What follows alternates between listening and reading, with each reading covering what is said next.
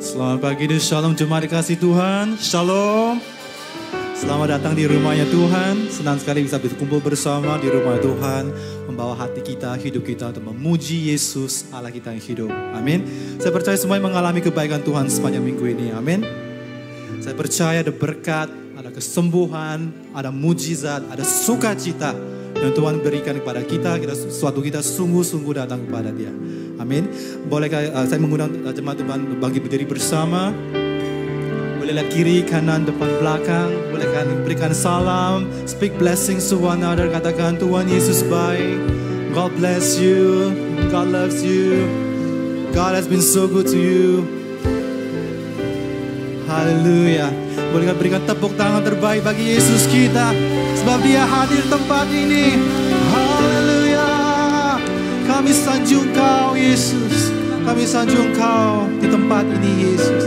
Kami mengucap syukur atas kebaikan-Mu, atas kesetiaan-Mu, penyertaan-Mu dalam hidup kami. Kami mengucap syukur kami bisa berkumpul bersama di tempat ini, di tempat kudus-Mu ya Bapa. Di setiap musim apapun kami alami, meskipun yang baik atau kurang baik, kami nyatakan God, You're in control. Terima kasih ya Bapa, saat ini kami datang tidak dengan tangan yang hampa. Kami bawa hati yang haus dan lapar akan Engkau. Kami bawa hati kami bawa korban syukur kami bawa hidup kami seluruhnya kami berikan hanya kepada Engkau Yesus. Terima kasih ya Bapa, kami berdoa kiranya kemuliaan-Mu yang dinyatakan di tempat ini dari awal sampai akhir. Di dalam nama-Mu Yesus kami berdoa dan syukur. Haleluya.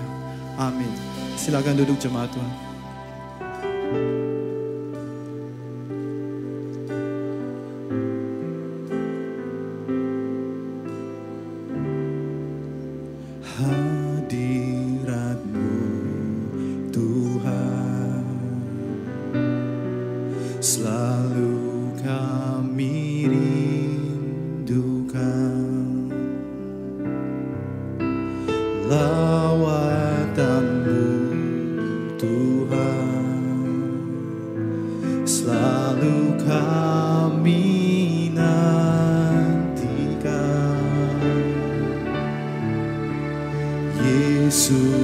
Kau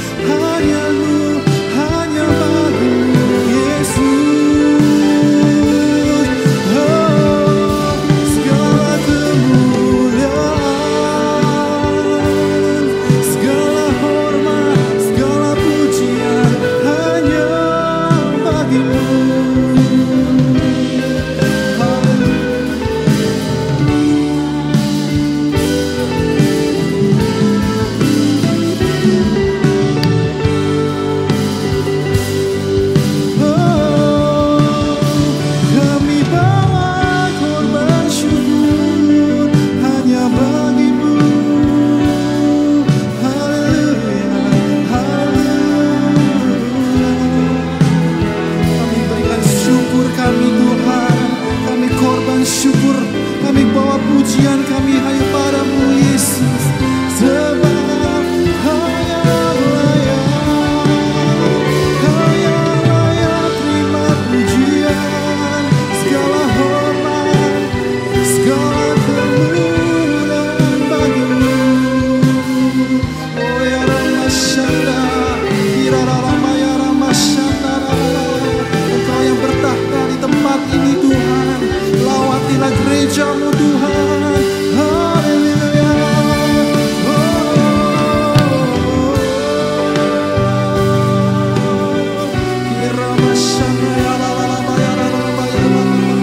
Engkau hadir tempat ini Tuhan, kami sanjung nama Engkau di tempat ini. Allah yang kudus, Allah yang mulia selama-lamanya.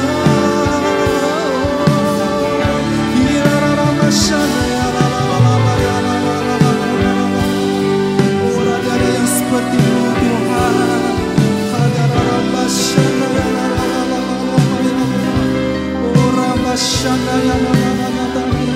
Terima kasih Tuhan atas kebesaran-Mu Tuhan. Haleluya. Mari kita bangkit berdiri bersama jemaat Tuhan. Kemuliaan-Mu penuhi tempat ini, bersemayam di tahta-Mu ya Allah mulia. Kerajaan datanglah di bumi seperti di surga. Lawanlah Tuhan, kami rindukan kemuliaan-Mu datanglah. Kemuliaan-Mu datanglah,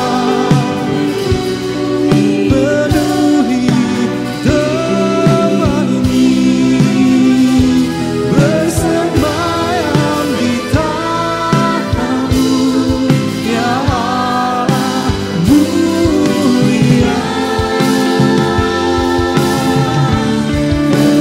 Kerajaan-Mu datanglah di bumi seperti di surga. Lawanlah Tuhan, kami rindukan kemuliaan-Mu datanglah. Lawanlah Tuhan, kami rindukan kemuliaan-Mu datanglah. Lawanlah Tuhan, kami rindukan kemuliaan-Mu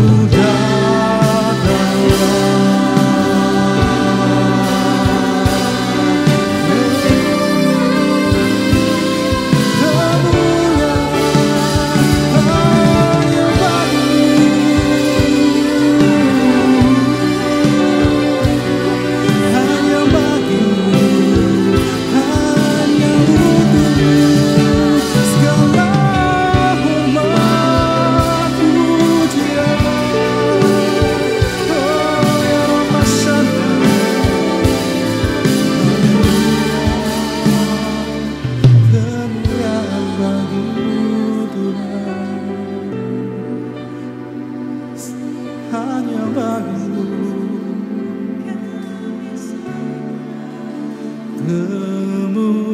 Kemuliaan bagi Tuhan di tempat maha tinggi.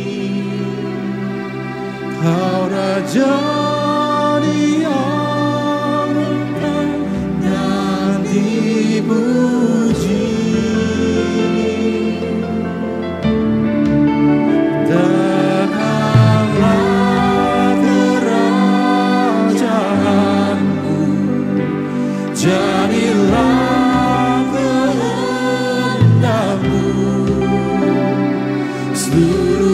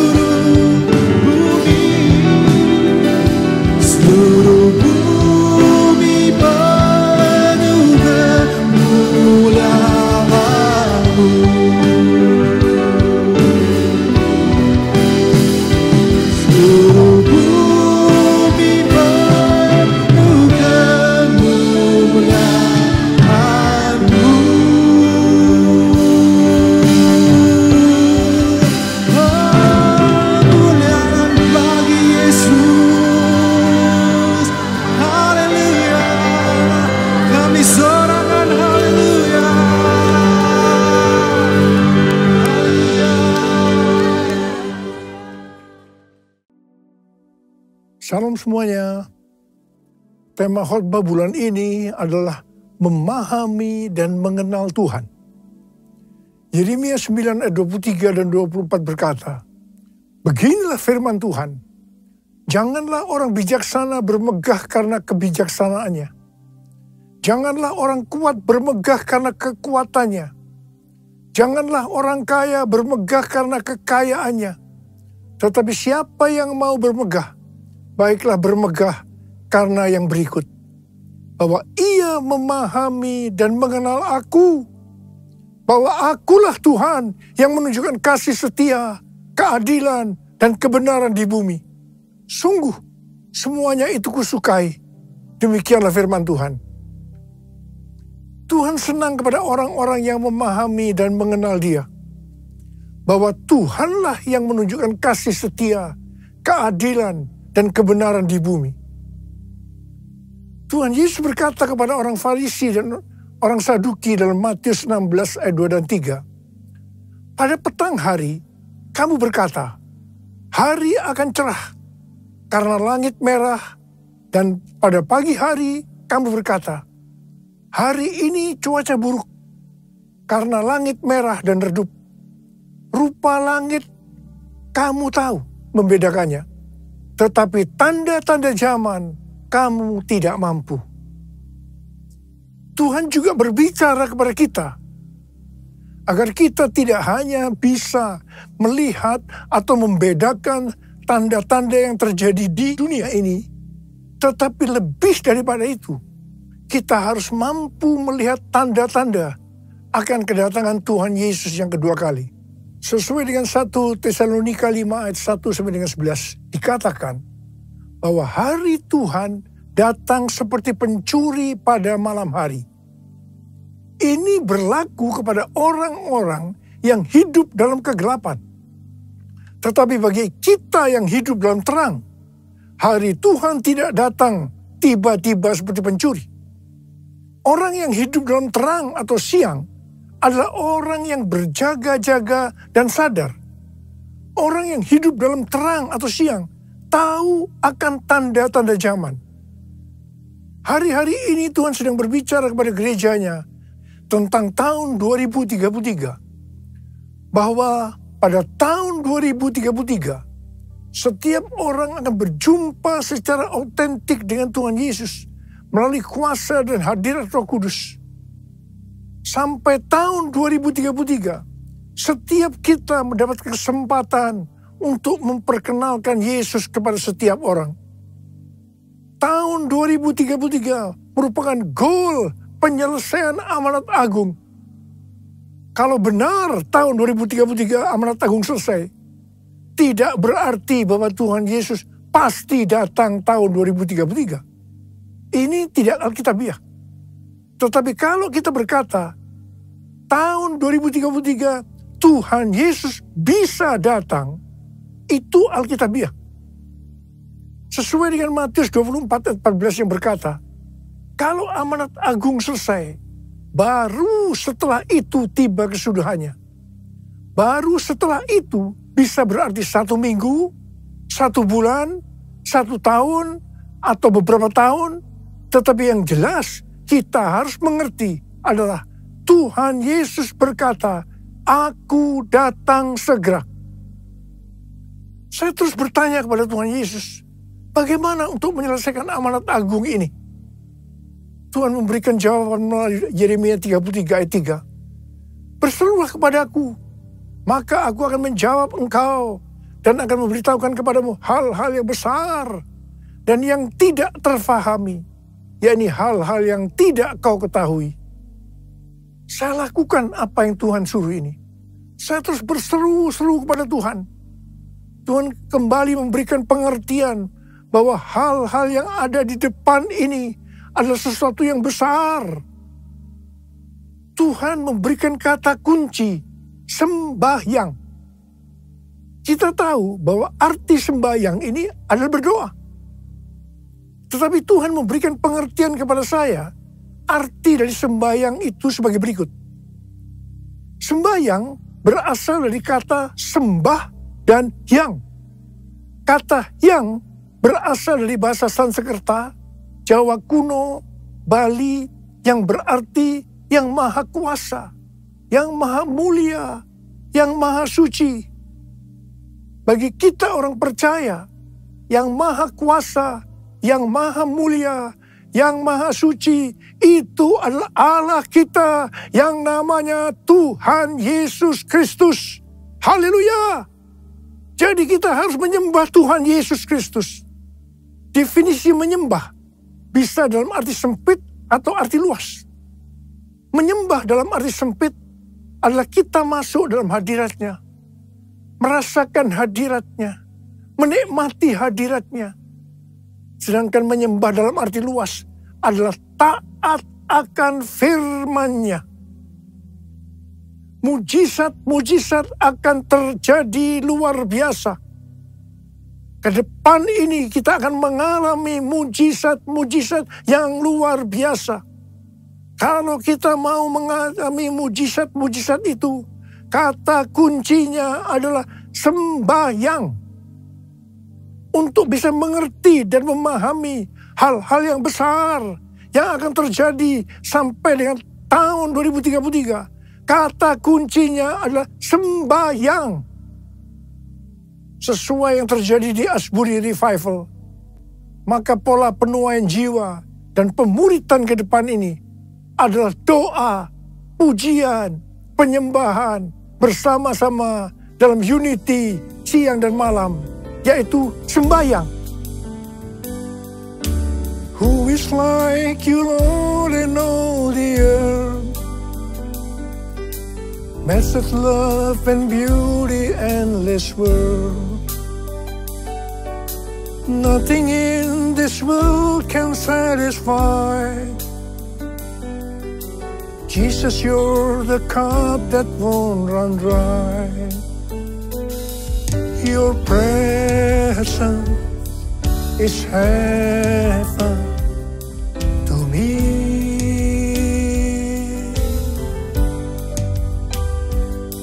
Your presence is heaven to me.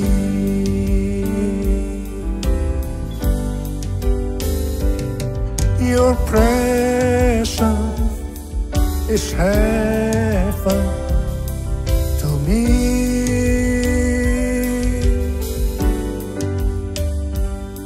Your presence is heaven to me.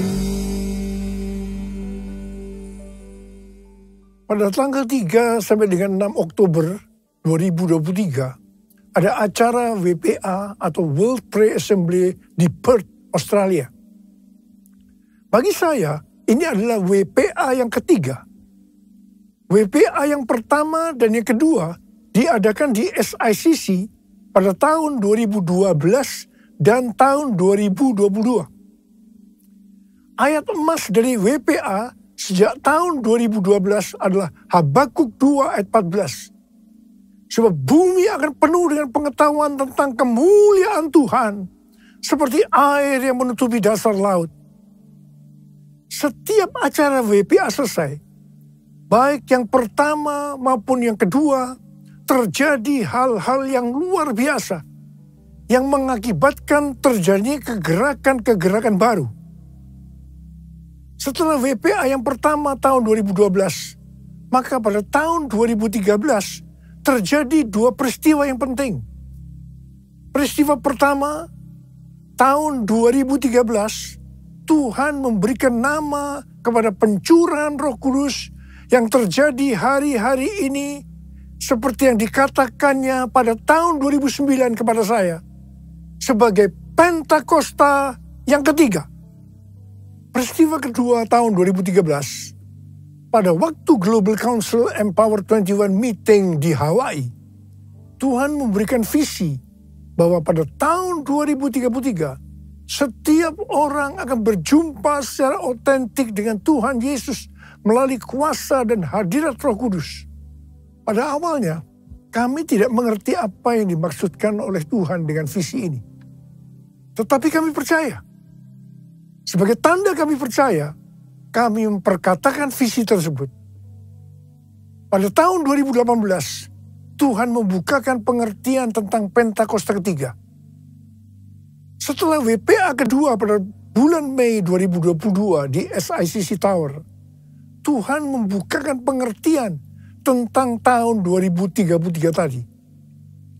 Waktu WPA yang kedua, ada 3 hamba Tuhan yang berbicara tentang hal yang sama tentang tahun 2033. Yang pertama, Billy Wilson yang mewakili aliran Pentakosta. Yang kedua, Rick Warren yang mewakili Baptis. Dan yang ketiga, Nicky Gamble yang mewakili Anglican.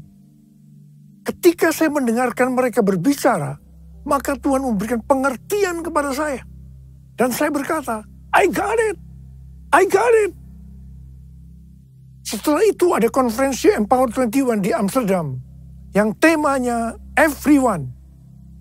Ini dapat diartikan bahwa setiap orang akan mendapatkan kesempatan untuk berjumpa secara otentik dengan Tuhan Yesus melalui kuasa dan hadirat Roh Kudus pada tahun 2033.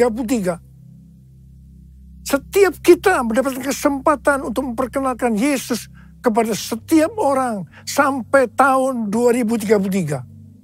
Pada tanggal 3 sampai dengan 5 Juli 2024 di SICC akan diadakan Empower 21 Everyone Asia 2024, Reaching Every Person on Earth.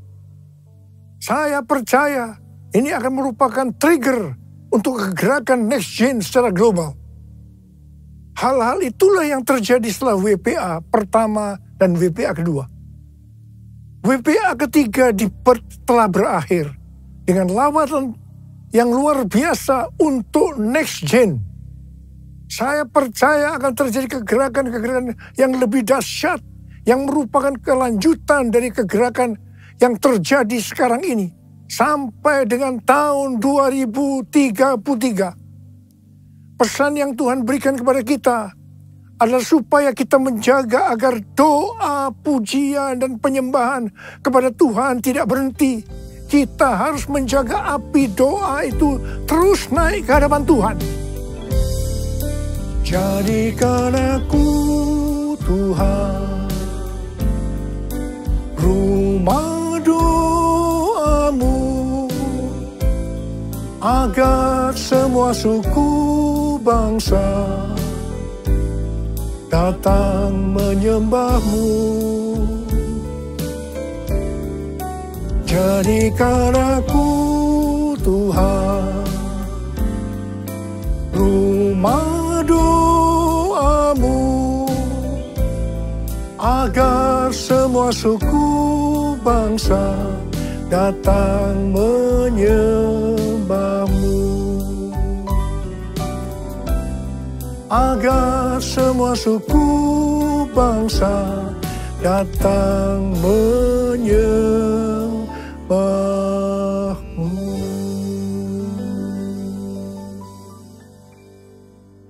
Hal-hal yang harus kita lakukan agar api doa, pujian, penyembahan tetap menyala siang dan malam adalah sebagai berikut. Imamat 6 ayat 12 dan 13 berkata, api di atas mezbah itu harus dijaga supaya terus menyala. Jangan dibiarkan padam. Setiap pagi imam harus menaruh kayu di atas mezbah, mengatur kurban bakaran di atasnya, dan membakar segala lemak kurban keselamatan di sana. Api di atas mezbah harus dijaga tetap menyala. Jangan sampai padam. Tuhan mau agar umat kepunyaannya, imamat yang rajani, yaitu kita ini semua, menjaga api doa tetap menyala. Ayat ini yang menjadi kekuatan pendorong bagi kaum Moravian di Herrnhut yang mempertahankan api doa, pujian, penyembahan 24 jam selama 100 tahun. Wow! Bagaimana supaya api doa tetap menyala? Apa yang harus kita lakukan? Yang pertama, senantiasa mempersembahkan kurban bagi Tuhan. Imamat 6 ayat 9 berkata, perintahkanlah kepada Harun dan anak-anaknya. Inilah hukum tentang kurban bakaran. Kurban bakaran itu haruslah tetap di atas perapian, di atas mezbah, semalam-malaman sampai pagi. Dan api mezbah harus dijaga tetap menyala di atasnya. Kurban yang dimaksud saat ini itu adalah pujian, penyembahan, talenta, bahkan seluruh hidup kita. Roma 12 ayat 1 berkata, karena itu saudara-saudara, demi kemurahan Allah, aku menasihatkan kamu, supaya kamu mempersembahkan tubuhmu sebagai persembahan yang hidup, yang kudus, dan yang berkenan kepada Allah. Itu adalah ibadahmu yang sejati. Yang kedua, mengasihi jiwa-jiwa yang ditebus dengan darah kurban anak domba. Wahyu 5 ayat 9 berkata, mereka menyanyikan suatu nyanyian baru, katanya, engkau layak menerima gulungan kitab itu dan membuka meterai-meterainya, sebab engkau telah disembelih, dan dengan darahmu engkau telah membeli mereka bagi Allah dari tiap-tiap suku, bahasa, umat, dan bangsa. Wahyu 5 ayat 12 dan 13. Dan mereka berkata dengan suara nyaring, anak domba yang disembelih itu layak untuk menerima kuasa dan kekayaan, hikmat dan kekuatan, hormat, kemuliaan, dan puji-pujian. Lalu aku mendengar semua makhluk yang di sorga, dan di bumi, dan di laut, dan semua orang yang ada di dalamnya berkata, bagi Dia yang duduk di atas takhta, dan bagi anak domba adalah puji-pujian, hormat, kemuliaan, dan kuasa sampai selama-lamanya. Haleluya! Sebagai penuai di akhir zaman, kita harus bergairah dengan ladang tuaian yang telah menguning. Sesuai dengan pola surgawi dalam Wahyu 5 ayat 9 sampai 13, api doa kita akan selalu menyala setiap kali mengingat darah anak domba yang telah disembelih menebus tuaian dari setiap suku dan bangsa. Yang ketiga, hanya mengandalkan api Tuhan. Imamat 9 ayat 24 berkata, keluarlah api dari hadapan Tuhan, melahap kurban bakaran dan seluruh lemak di atas mezbah. Tatkala seluruh bangsa itu melihatnya, bersorak-sorailah mereka, lalu sujud menyembah. Api yang melahap kurban datang dari Tuhan, bukan dibuat oleh manusia. Jangan coba-coba menyalakan api asing, yaitu lewat kedagingan atau kekuatan sendiri. Yang keempat, menyingkirkan abu dari mezbah. Imamat 6 ayat 10b berkata, iya, imam harus mengangkat abu yang ada di atas mezbah sesudah kurban bakaran habis dimakan api dan menaruhnya di samping mezbah. Menyingkirkan abu dari mezbah berarti kita menjaga hati tetap murni dan hidup berintegritas. Yang kelima, menaruh kayu di atas mezbah. Imamat 6 ayat 12b berkata, setiap pagi imam harus menaruh kayu di atas mezbah, mengatur kurban bakaran di atasnya, dan membakar segala lemak kurban keselamatan di sana. Kayu berbicara tentang bahan bakar yang menyalakan api rohani dalam hidup kita. Seperti bertekun dengan sehati dalam doa bersama-sama, bersekutu, membaca Alkitab. Yang keenam, mengatur kurban. Imam 6 ayat 12b berkata, setiap pagi imam harus menaruh kayu di atas mezbah, mengatur kurban bakaran di atasnya, dan membakar segala lemak kurban keselamatan di sana. Kurban tidak boleh sembarangan dipersembahkan, melainkan harus lewat pengaturan ilahi atau polanya Tuhan.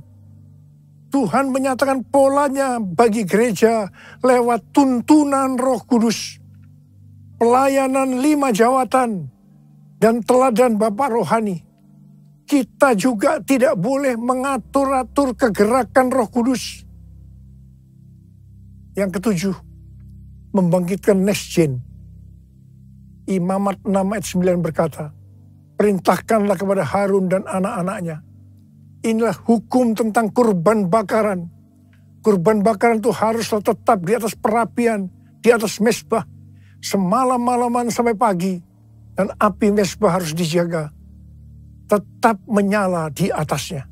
Perintah untuk menjaga api harus diteruskan dan diimpartasikan kepada generasi berikutnya. Pola ini juga terlihat di Pondok Daud, di mana Heman, seorang pemimpin pujian yang ditunjuk Daud, memimpin dan menyertakan anak-anaknya dalam pelayanan pujian. Dalam 1 Tawarikh 25 ayat 6 dikatakan, di bawah pimpinan ayah mereka, mereka sekalian bernyanyi di rumah Tuhan dengan diiringi simbal, gambus, dan kecapi untuk ibadah di rumah Allah dengan wewenang raja. Mari, sekali lagi saya mau katakan kepada saudara, bahwa kita harus menjaga api doa, pujian, penyembahan dalam unity siang dan malam. Jangan sampai padam. Dan kita akan melihat, memahami, dan mengenal hal-hal besar yang Tuhan sediakan bagi kita. Yang percaya katakan amin. Mari katakan bersama saya. Jesus, I believe in you. Jesus, I belong to you. You're the reason that I live, the reason that I sing.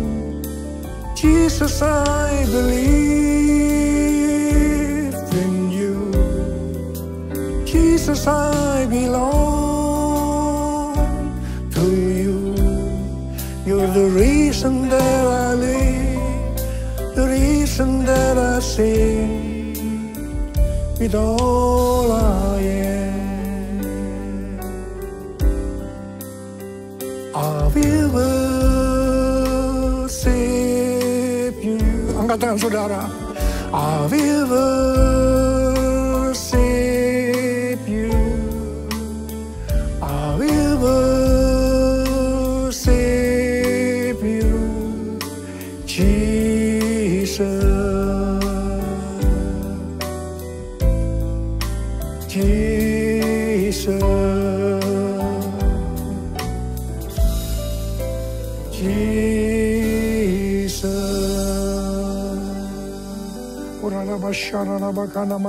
Mari kita berbahasa roh. Berbahasa roh. Yang sudah berbahasa roh, berbahasa roh.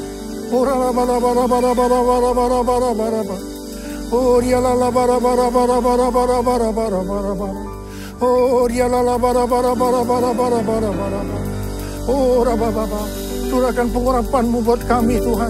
Curahkan pengurapan-Mu buat kami, ya Tuhan. Kau melihat anak-anak-Mu sedang mengangkat tangan mereka di hadapan Tuhan. Pengurapan-Mu turun ke atas kami semua. Terima pengurapan Tuhan. Terima. Oh, terima kasih Tuhan. Terima kasih Bapa. Terima kasih. Terima kasih. I will worship you. I will worship you. I will worship you, Jesus. Jesus. Jesus.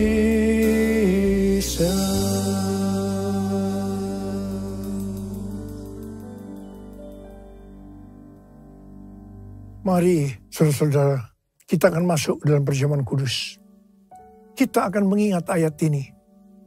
Setiap kali kamu makan roti ini dan minum cawan ini, kamu memberitakan kematian Tuhan sampai Ia datang. Perjamuan kudus adalah perjamuan Tuhan Yesus sendiri. Setiap kali kita masuk dalam perjamuan kudus, Tuhan Yesus selalu berkata, biarlah ini menjadi peringatan akan aku. Biarlah ini menjadi peringatan akan aku. Karena itu mari, arahkan hati kita kepada kebaikan Tuhan. Kita akan mengingat kebaikan Tuhan. Supaya kita lebih mengasihi Tuhan Yesus. Kita lebih mengasihi satu dengan yang lain. Mari tundukkan kepala. Bapa, siapakah kami sebelum kami mengenal Engkau? Kami semua orang berdosa. Upah dosa adalah maut, mati.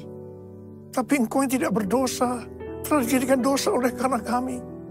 Engkau harus turun dari surga mulia, menjelma menjadi manusia, mati ganti kami dengan penderitaan yang luar biasa. Sungguh kalau kami pikirkan betapa baiknya Engkau ya Aba. Kau jadikan kami sebagai anak-anak-Mu. Kau tuntun, Kau bela, Kau lindungi, Kau berkati. Engkau tegur, bahkan Kau hajar kalau kami salah. Itu Engkau ya Aba. Itu Engkau. Tuhan akan memberkati kita semua melalui perjamuan kudus. Tapi Tuhan mau kita makan dan minum dengan cara yang benar. Karena itu masing-masing berdoa. Introspeksi. Lihat keadaan diri masing-masing. Jangan menyimpan dosa. Kalau ada dosa yang Tuhan ingatkan, langsung minta ampun. Ampuni kami Tuhan. Ampuni kami. Ya Tuhan, ampuni kami. Ampuni. Ya Tuhan, ampuni. Layakkan kami untuk masuk dalam perjamuan kudus. Berkat-Mu melimpah buat kami anak-anak-Mu. Terima kasih. Kami akan masuk dalam perjamuan kudus dengan hati yang penuh ucapan syukur. Dalam nama Yesus. Amin. Mari. Angkat roti di tangan kanan kita tinggi-tinggi. Sebab apa yang telah kuteruskan kepadamu telah aku terima dari Tuhan. Yaitu bahwa Tuhan Yesus pada malam waktu ia diserahkan mengambil roti. Dan sesudah itu ia mengucap syukur atasnya. Ia memecah-mecahkannya. Dan berkata, inilah tubuhku yang diserahkan bagi kamu. Perbuatlah ini menjadi peringatan akan aku. Sudah dikasih Tuhan. Bukankah roti yang kita pecah-pecahkan ini adalah persekutuan kita dengan tubuh Kristus? Mari kita makan dalam nama Yesus.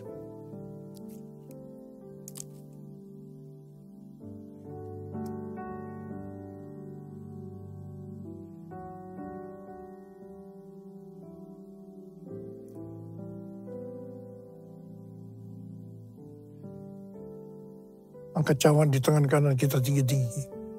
Demikian juga ia mengambil cawan sesudah makan lalu berkata, cawan ini adalah perjanjian baru yang dimeteraikan oleh darahku. Perbuatlah ini setiap kali kamu meminumnya menjadi peringatan akan aku. Sudah dikasih Tuhan, bukankah cawan pengucapan syukur? Yang atasnya kita ucapkan syukur adalah persekutuan kita dengan darah Yesus. Mari kita minum dalam nama Yesus.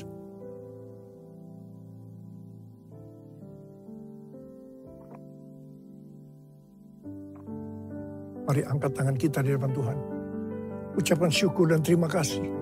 Dengan suara jangan diam. Tuhan terima kasih ya Tuhan. Terima kasih ya Tuhan. Terima kasih ya Tuhan. Terima kasih ya Tuhan. Terima kasih. Terima kasih ya Abah. Terima kasih. Bala berkati anak-anak-Mu. Berkatilah anak-anak-Mu. Saat ini Kau sedang menyembuhkan yang sakit. Membebaskan yang terikat. Engkau menghibur yang susah. Engkau menguatkan yang lemah. Engkau memberikan pengharapan-pengharapan yang baru. Bagi yang datang dengan keadaan putus pengharapan. Tuhan terima kasih. Terima kesembuhan. Terima.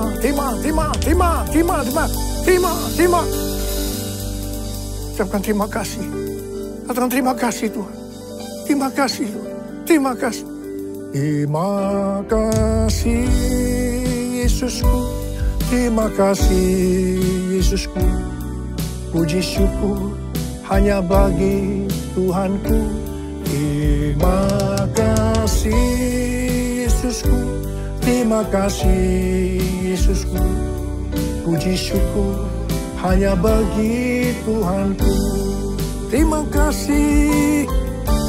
Terima kasih Yesusku. Terima kasih Yesusku. Puji syukur hanya bagi Tuhanku. Terima kasih Yesusku. Terima kasih Yesusku. Puji syukur hanya bagi Tuhanku.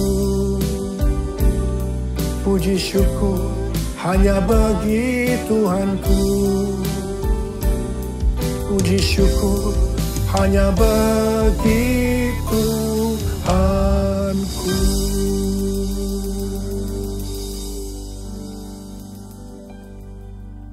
Terimalah berkat Tuhan, kasih karunia yang berlimpah-limpah daripada Allah Bapa dalam Anak yang tunggal Yesus Kristus, persekutuan yang manis dengan Roh Kudus menyertai saudara sekalian mulai hari ini sampai Tuhan Yesus datang menjemput kita di awan-awan dan bahkan sampai selama-lamanya. Yang percaya bersama-sama katakan amin.